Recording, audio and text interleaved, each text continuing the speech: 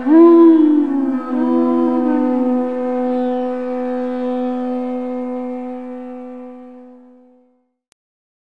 Namo Bhagavate Vasudevaya. Om Namo Bhagavate Vasudevaya.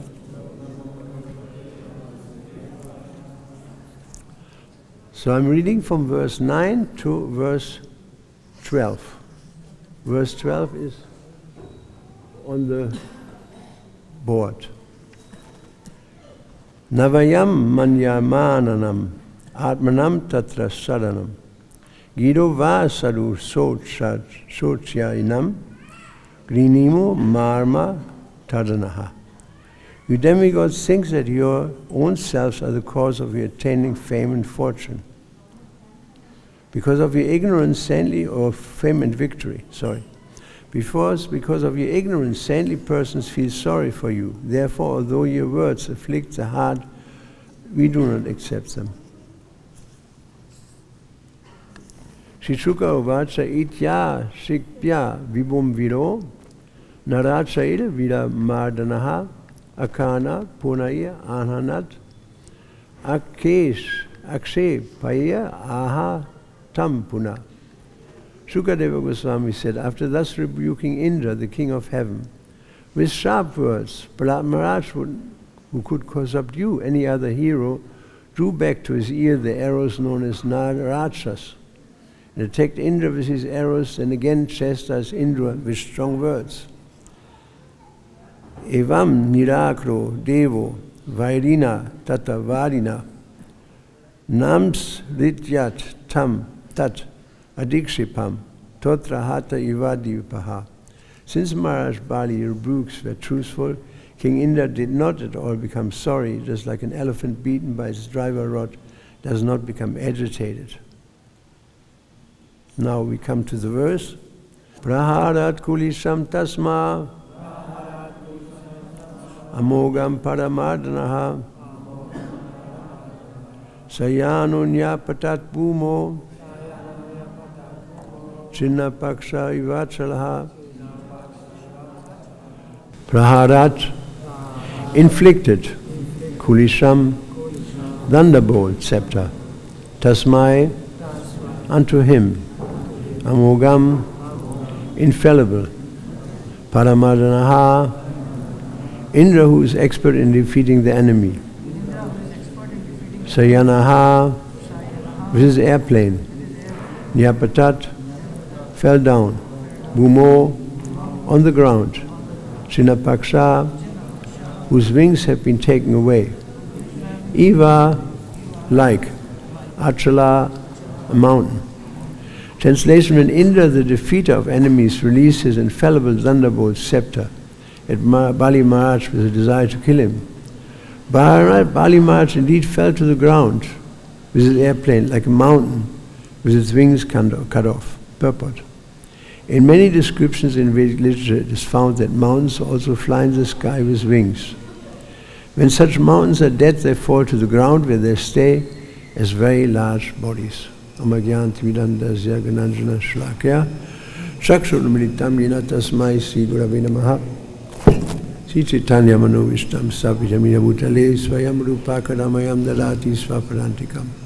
Sri Krishna Chaitanya Prabhu Nityananda Shri Advaita Gadadhar Shri Vasudeva Gaur Bhaktavinda Hare Krishna Krishna Krishna Hare Krishna. So by material calculation, we all know mountains cannot fly. And nobody has ever seen a flying mountain. But we cannot understand truth through our senses.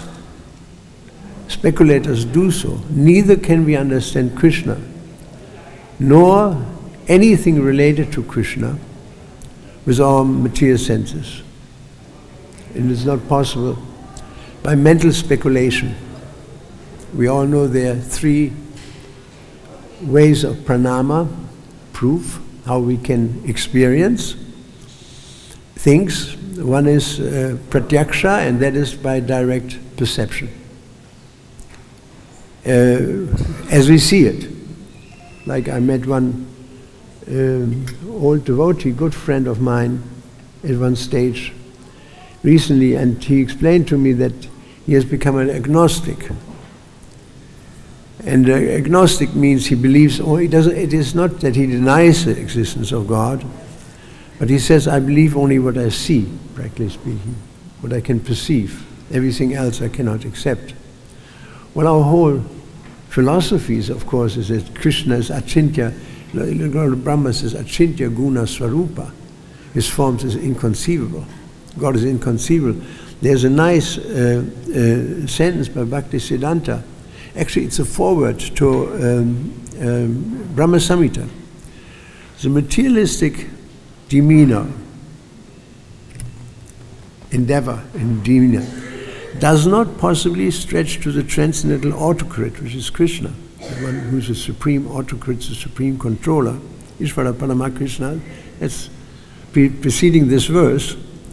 Who is ever inviting the fallen souls to associate with him, now it comes to associate with him through devotion or eternal serving mood. So this is how we come to Krishna. Through devotion and eternal serving mood we can see. Otherwise we cannot see. Not possible. By pratyaksha, there are two types of pratyaksha really. The first one is material pratyaksha, that I depend on my senses and my mind.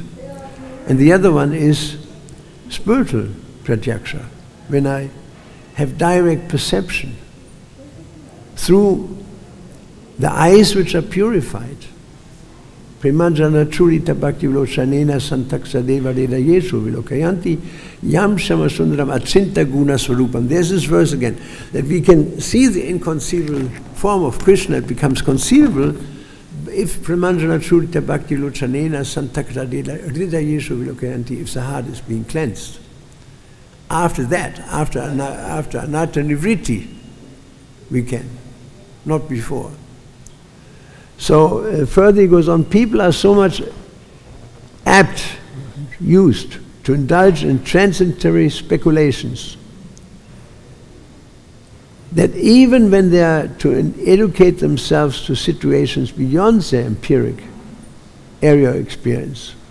So people are completely attached to that what they see, that pratyaksha. And the other pratyaksha is mentioned in Bhagavad-Gita, namely in the verse, who knows this verse? Raja Vidya Raja Guyam. This is the greatest vision, the king of knowledge. Raja Vidya Raja Guyam, the highest secret, the king of secrets. Raja Vidya Raja Pavitam idam uttamam, which is completely pavitam, the highest uttamam. Pratyaksha, there it is, pratyaksha bhagamam dharmyam. It gives direct perception of the self. So that's on a higher level. After agyata sikriti, then we come to real understanding of Krishna. Just like there's people don't have faith in God. Agnostic has no faith in God. He doesn't believe, he does only what he sees. So they will see nothing for the rest of the life. There has to be some faith. Rupa Goswami points it out, Adoshraddha. Then in the beginning there's faith, and then from there, Sadhu Sangha, he associates with devotees, then Bhajana Kriya, there's chanting, there's hearing, etc. There's devotional services, which leads to Agyata Sukriti, Syat, to Agyata Sukriti. Then Nishta. So that's the point when Nishta arises, real faith. So there's faith and faith. There's somewhat some faith, some theoretical faith or something, but then there's real faith in Krishna. That faith is only possible after Agyata Sikriti, Nishta, ruchi, taste. So that's a different type of faith, just like there's different type of pratyaksha. Pratyaksha is after anatta nivritti, and real faith, nishta, is also only possible after agyata sukriti. Therefore, scientists cannot understand. There's my good friend of mine, Mangalananda. Most of you will not know him. He wrote a song describing the mentality of the materialistic scientist, of the materialist in general. And I read you this, it's a beautiful song. He sings it very nicely. I don't want to sing it, I will croak like a frog. But it is about, in fact, it is about a frog. It is about Dr. Frog, not just a frog, Dr. Frog. And he says, Dr. Frog was a brilliant scholar, a little like you and me, because we have a little frog inside, like everybody has a little Hitler inside also, somewhere, and or a dog inside.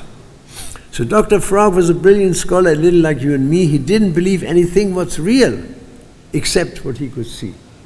That's the point. Dr. Frog was a great professor, a genuine PhD. He lived in a pool in a shallow well, just as happy as he could be.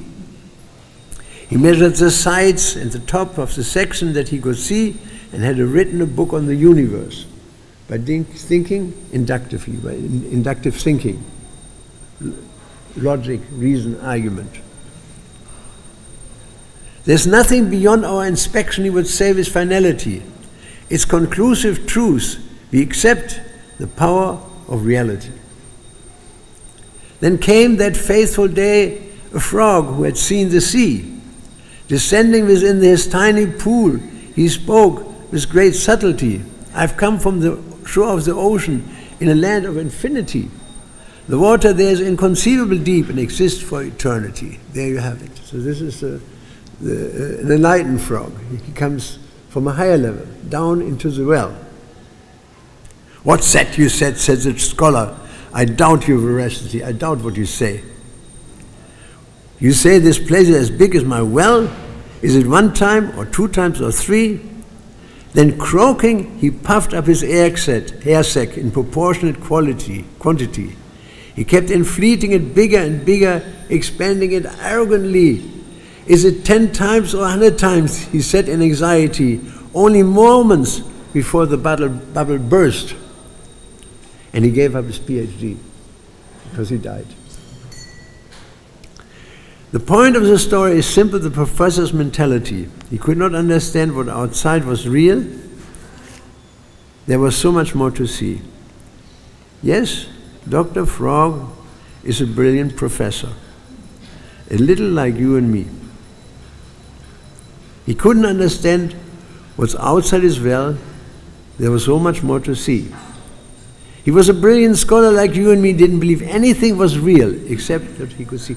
So therefore Prabhupada calls scientists Dr. Frog philosophers. The one trying to understand the nature of the universe. We already discussed in one of our classes the Hadron accelerator. They try to they build a gigantic accelerator, particle accelerator in Switzerland, 22 kilometers diameter or something, cost billions, to smash the atoms into each other to find what they call the God particle, the ultimate particle. They will never find that particle, so therefore they're planning now to build a bigger Hadron accelerator. That cost, what was it, 3.5 trillion or something, unbelievable. A bigger one.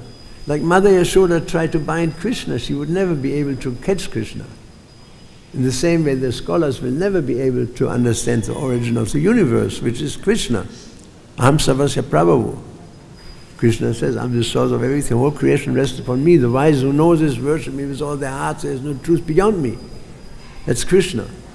You'll never be able to understand if you're lacking piety, if you do not go through the process of ado shraddha, tato sadhu sangha, having association with devotees, and bhajana kriya, there's bhajan, there's kriya, there's hearing, there's chanting, and then anatta nivritti, and then we come to the point of clarity. Nishta, ruchi develops ultimately all the way to prema, but people have no idea. There's a process to elevate our faith beyond ordinary faith that we have in the beginning, ado shraddha. People come to Krishna consciousness. Why? Because they have some faith. And gradually they're experiencing, the deeper we go into Krishna consciousness, And my realizations are very small, I admit.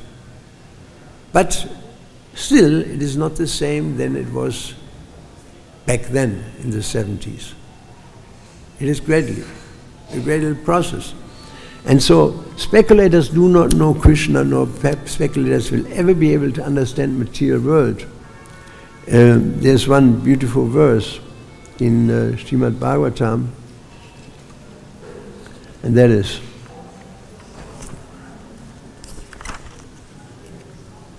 Bhagavad-Gita, sorry. Mat karma krin mat paramo, mat bhakta sangha vajitaha, nivaida sarva bhutishu, ya samam iti pandava. One who is engaged in pure devotional service, in my pure devotional service, free from the contamination of previous activities and free from mental speculation. There you have it. Who is friendly to every living entity certainly comes to me. So Krishna chastises speculation here. Or this famous verse from the 10th canto of Srimad Bhagavatam, Atapi tideva padambuja tvaya pasada, leshanugrita eva hi janati tatvam bhagavan, mahimno cha na chanya ekopi charam vitsin van. My Lord, if one is favored even by a slight trace of your mercy, of your lotus feet, of the mercy of your lotus feet, he can understand the greatness of your personality. But those who speculate in order to understand Krishna are unable to know you, even though they continue to study the Vedas for many, many years. So yeah, unless we have this mercy of Krishna, we cannot understand Krishna, or we cannot even chant Hare Krishna properly. Hare Krishna, to chant Hare Krishna properly, to chant without distraction, this is a very high mercy. Srila Sanatana Goswami, he said, it is impossible to chant without distractiveness, without the mercy of Krishna. That's what he said. It's impossible. Only by the mercy of Krishna can we see Krishna. Only by the mercy of Krishna can we chant Hare Krishna properly. Only by the mercy of the Krishna we can be in Vrindavan, or we can see Krishna on the altar and see Krishna as it is. Whereas materialistic people, they say, what is this? What is this all about? You know, this is 14th century. We're living in a modern time. Wake up, Prabhu, the materialists will say. I remember I was one time invited in one devotee of ours has a business, Veden Academy. He produces a kind of phenomenal instrument that works with quantum physics, which is used widely by naturopathists, people who practice naturopathy, but also even in the universities. The Technical University of Berlin, which is a very advanced university, uses it. So he's a very intelligent man, this boy, Gadadhar. And so he produces this machine that works with quantum physics. I have no clue to understand that, but it works. You can put, for example, your fingerprint there, and he will analyze your body. Or you put your picture there, he will analyze your body. Or he will, so many spooky things he can do, actually. By taking knowledge from a higher, he describes to me that that machine was used. The agricultural minister of Holland came to see it, actually, because he showed that there was a field infested with Maulwürmer. How do you call these that live underground?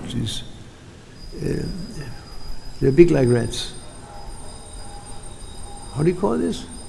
Like this? Sometimes he comes up and makes a hill.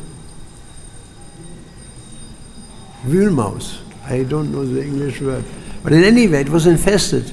So he asked for an aerial picture, so they flew a drone over the property and made a picture. And he scans us into this machine.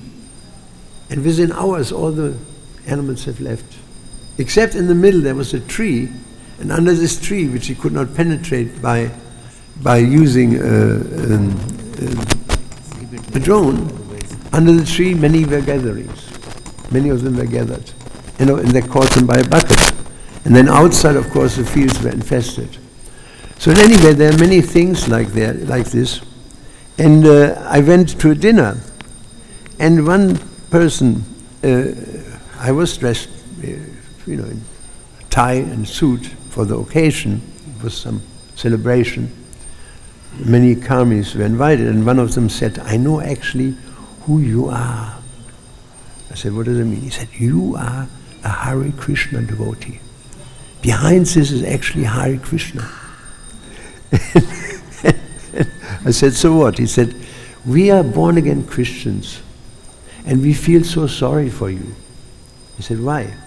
He said, "We can eat meat, fish and eggs. We can gamble. We can take intoxications, not drugs, but tea, coffee, alcohol. You can't do this. We can have sex as much as we like. And we go to heaven and you go to hell. You can't have none of these things." So they don't understand that there has to be agyata sukriti to advance in Krishna consciousness. And it is not easy to transcend the influence of the mind, to transcend the influence of the senses. And in this way we perceive reality in general. People perceive through their eyes and through their senses. What is the sun? What is the moon? Or through their mind. Like Chanakya Pandit spoke this famous verse, the king sees through his spies. He uses spies to see. The king understands what's going on in his kingdom. Rama had spies to hear what people say about him. So the king sees through the spies, the cow sees through the nose. The cow can immediately understand if this is food or this is rubbish. I came yesterday with a bucket here, I just put it to her nose. She was sitting, I put it to her nose. She went inside. And immediately she got up and I put it a little away on a stone. So she immediately could understand by her nose, this is prasadam, this is very good. It was the remnants of prasadam. And the cow sees through the nose. The human being sees through the senses, through his mind and through the senses. But the sage sees through scripture. And therefore we can understand the reality that, and this is a very challenging statement, that there's flying mountains. We see through scriptures and we accept that. We have not seen it, we may never see it, but it must be existing because scripture says so. Therefore they're flying mountains, not because I say or you say or the Pope says, because scripture says. Shastra says. And who doesn't believe in Shastra, and thinks in terms of mental speculation, kama karata, mental activity, mental speculation out of lust. Mind driven by lust. Nasasiddhim, we will not be perfect, achieve perfection. Nasasiddhim, avapnoti na sukham, no happiness, na param gatim, no really achieve the supreme destination. So if you see the world through our senses and through our mind, this is called kama karata. The kama karata. We will not be able to perceive Krishna. And so therefore this verse, my Lord who is only favored by a slight trace of your mercy of your lotus feet, can understand the greatness of your personality. Those who speculate in order to understand the supreme personality of God and are unable to know you, even though they they study the Vedas for a very long time. And there's this other verse, verse from Srimad Bhagavatam, also a foolish man who manufactures his own ways and means to understand realities through mental speculation, and who does not recognize the authority of sages who laid down unimpeccable directions, is simply unsuccessful again and again. He's simply manuratena sati dvarato bihi. He's on the chariot of the mind. And that's where people in generally are.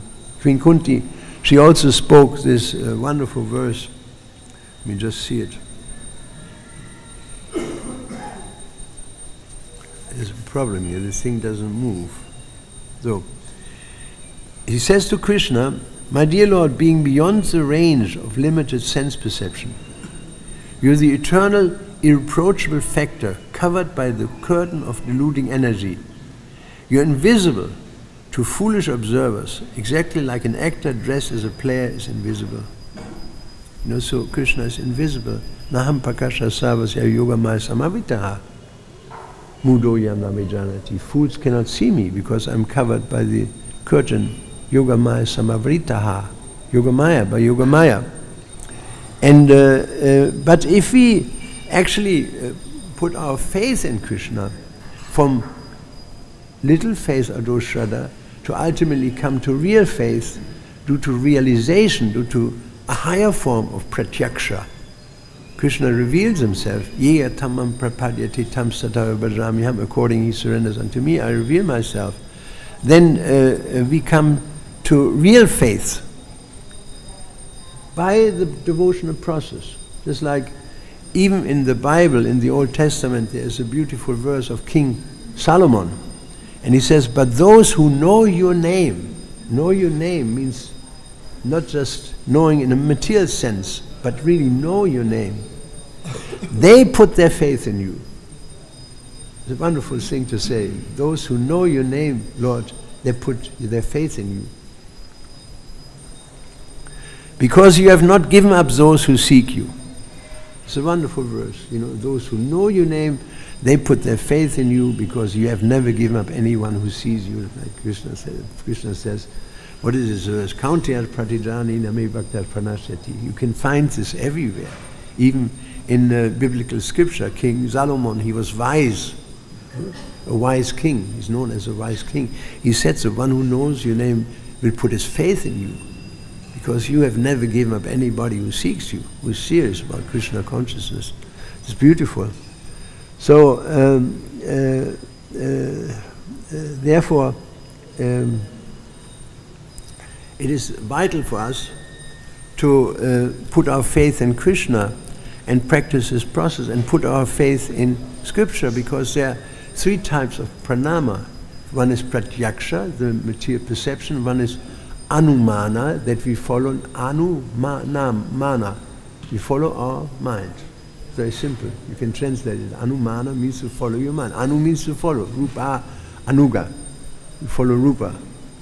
So anumana means you follow your mind, you speculate. And Brahma says you can speculate forever. You'll never be able to come to the conclusion by speculation. By depending on our sensual and mental capacity, there is no hope for us to come to real knowledge.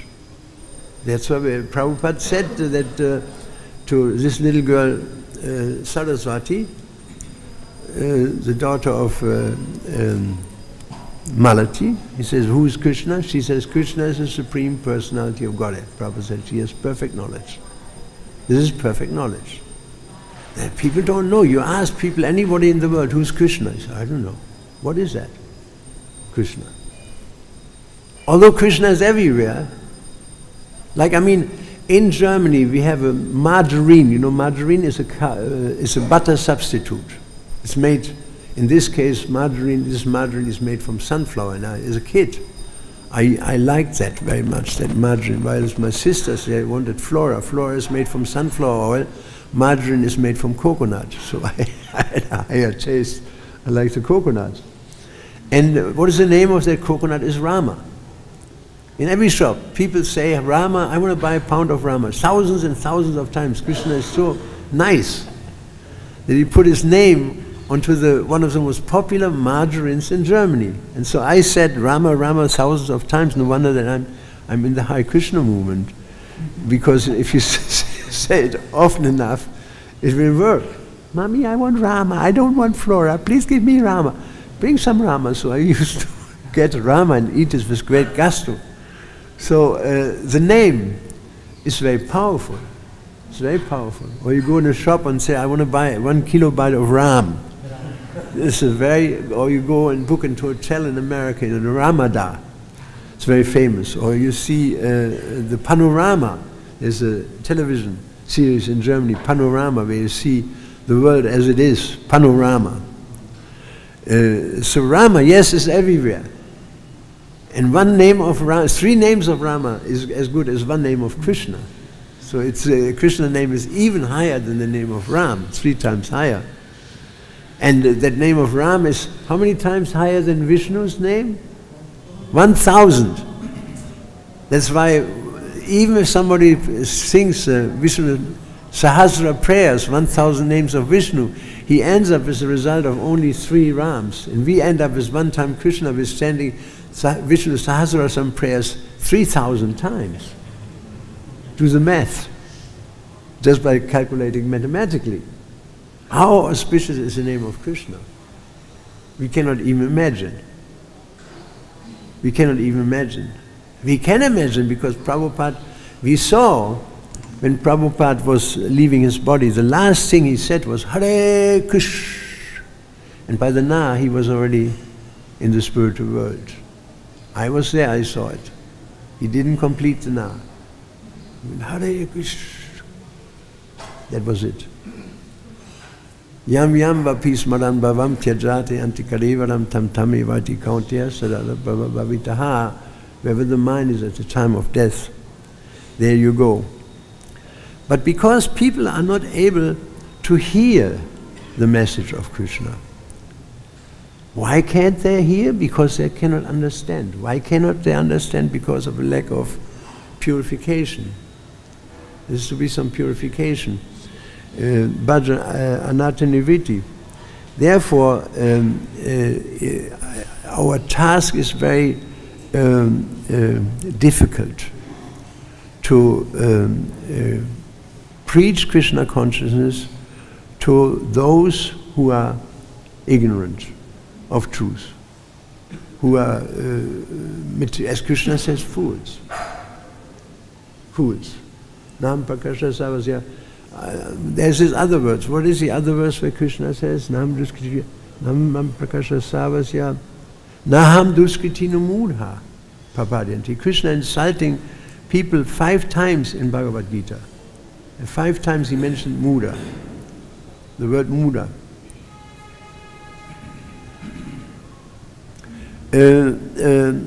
So very difficult to, people may be very sophisticated, materially speaking, but they cannot understand. Prabhupada said in this connection that people cannot understand us, and I will read this later.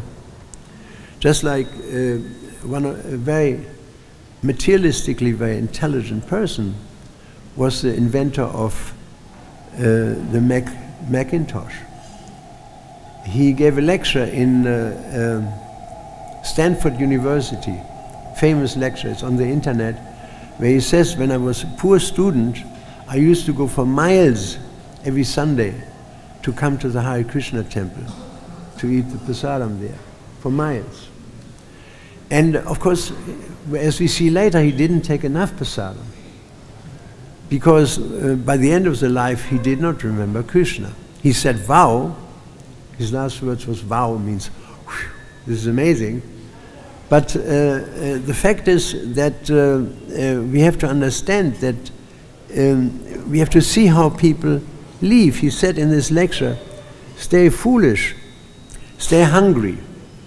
And this is true, we agree to that, but not hungry to material knowledge, not hungry to material advancement. Stay hungry, yes.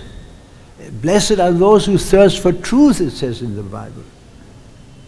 That hunger, that thirst, has to be for Krishna, which is called Krishna Trishna, not Maya Trishna. So when he speaks to universities, students, stay hungry, he doesn't understand what hungry really means. Hungry doesn't mean, for certainly not mental speculation, for the whole scientists are hungry for knowledge. Extremely hungry. And you become in this way highly elevated in material knowledge, like he became. Practically speaking, he was elevated by materialists to sainthood, basically speaking.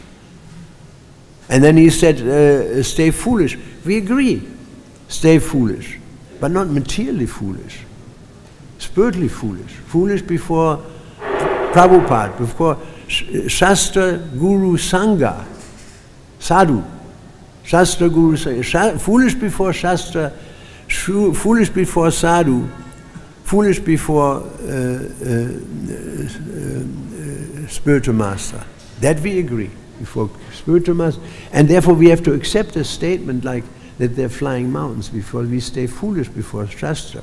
We do not claim, oh, there's no such a thing.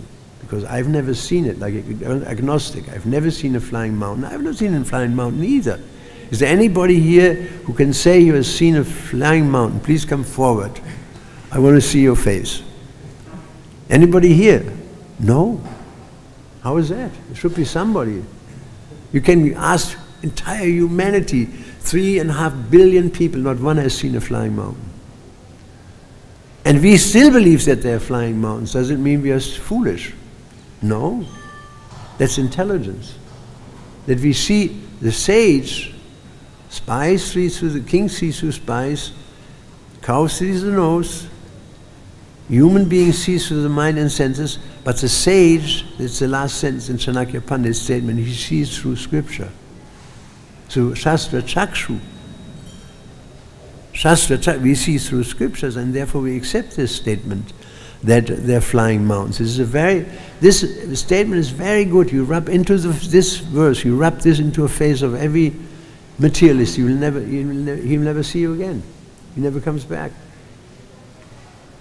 He will. If you go and say, shall I explain to you Krishna consciousness? He said, yes. They are flying mountains. What?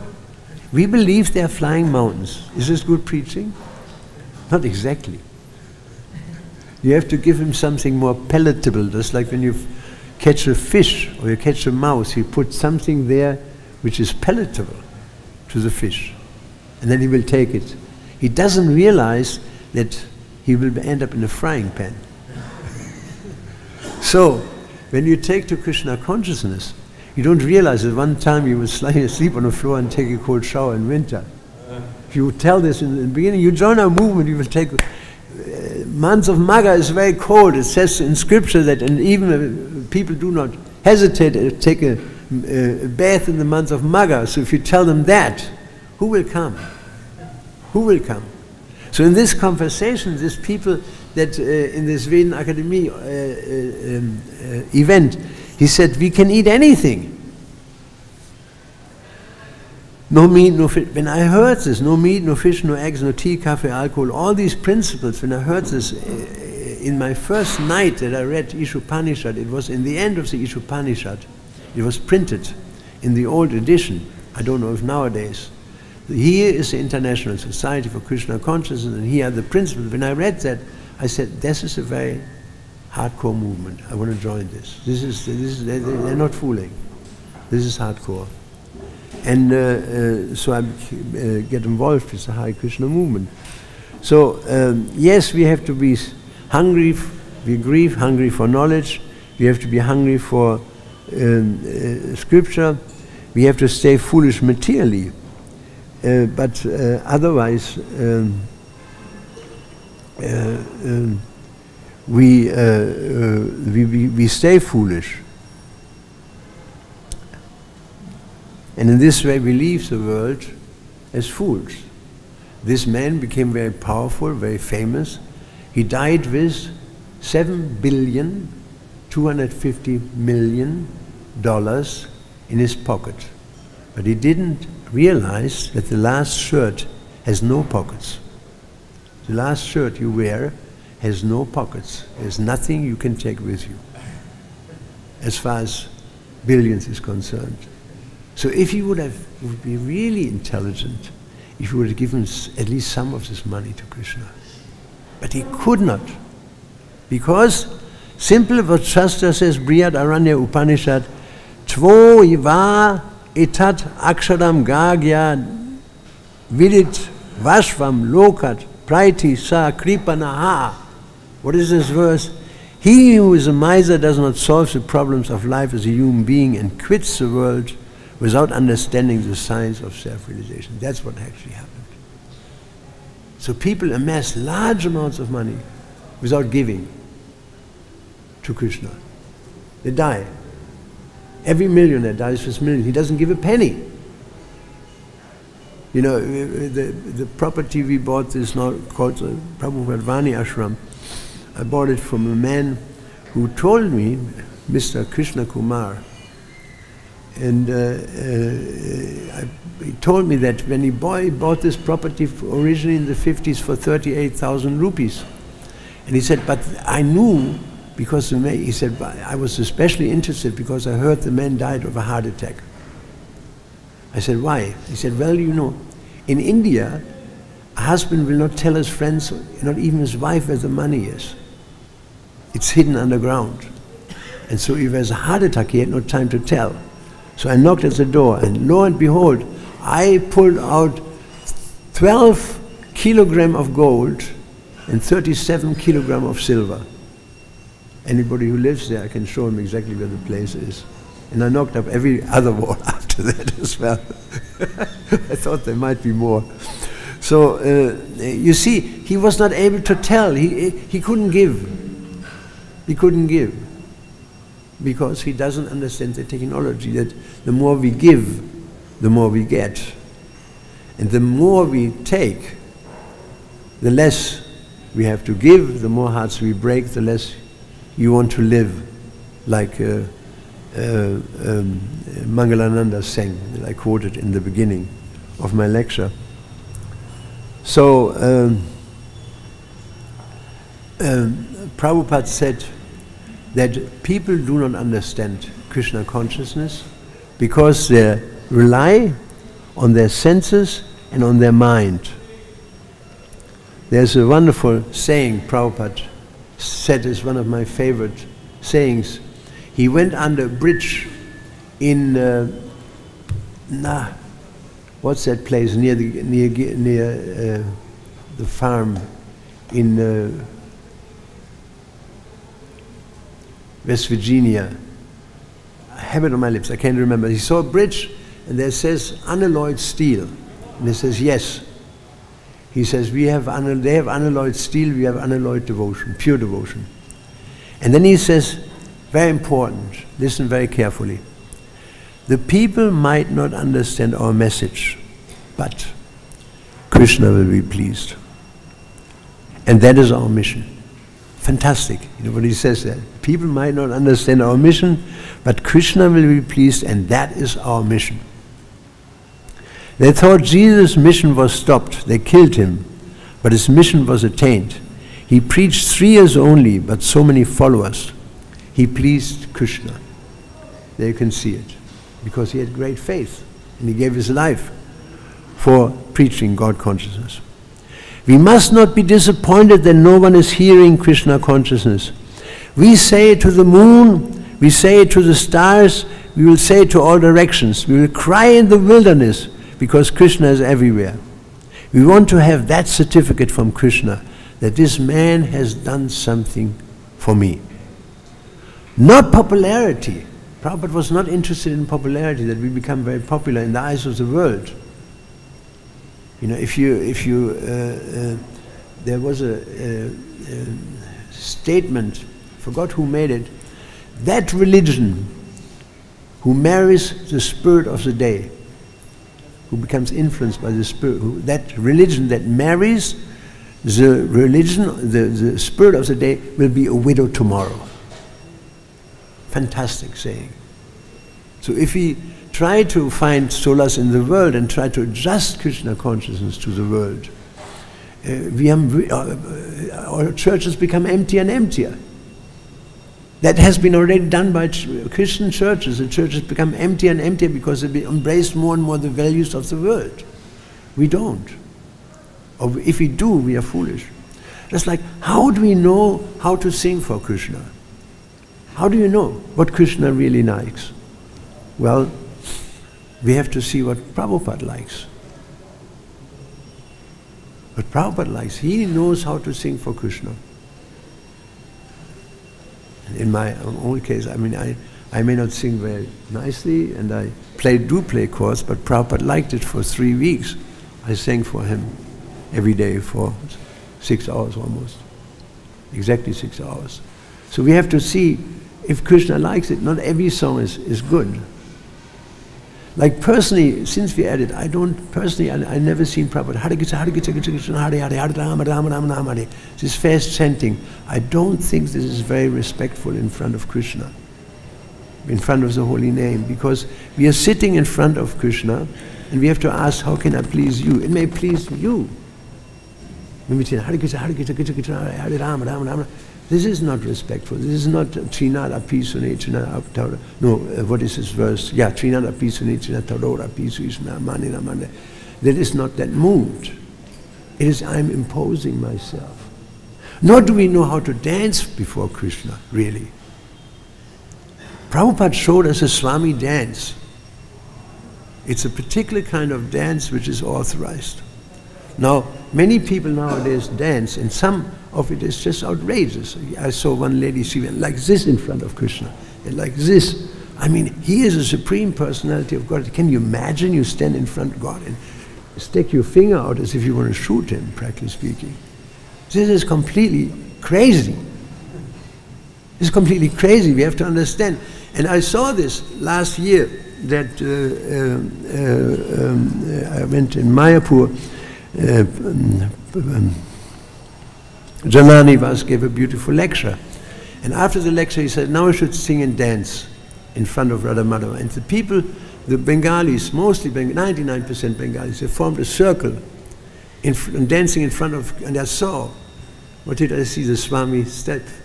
Everyone, men, women alike, there was no difference anymore. They all chanted together, not women here, men there, they were actually chanting together, but they were chanting like this. And I recognized that's what Prabhupada actually taught us. That's the way how you do it, since it's done in culture. We have so many ideas, Prabhus, that we think Krishna likes. I remember in his last day, one day before Prabhupada left his body, somebody gave him medicine. I don't know if I explained this here before, or told this here before. And Prabhupada said, did you close a bottle? Because you take the medicine out, you should immediately close the bottle. Like if you cook something in a blender, you should immediately, you take it out, close it, because you may otherwise kick it over with your arm when you make a smoothie. It happened to me many times. I remember Prabhupada said, did you close it? Immediately close it. So he said, did you close the bottle? He said, no, Srila Prabhupada. He said, that is your disease. He said, all of you, you know how to open bottles, you don't know how to close it. You start so many new things, you don't see the consequences. He said, Krishna consciousness is not free for all, that I can do anything I want. You don't see the consequences it has. If you can do that, then I can do that. And then all kinds of people. Maybe we should, just like if you see this caps, originally people wear the baseball cap like this. Then somebody in America got the idea to turn it backwards. And then everybody, and then some people nowadays wear it like this. So everything goes. A senseless imitation of material ideas. That's what material life is, senseless imitation. And so Krishna consciousness is Krishna conscious. We want to be Krishna conscious, and we want to see what Prabhupada liked, what Prabhupada used to do. And the rest, we should question it, at least. Hare Krishna. Srila Prabhupada ki jai.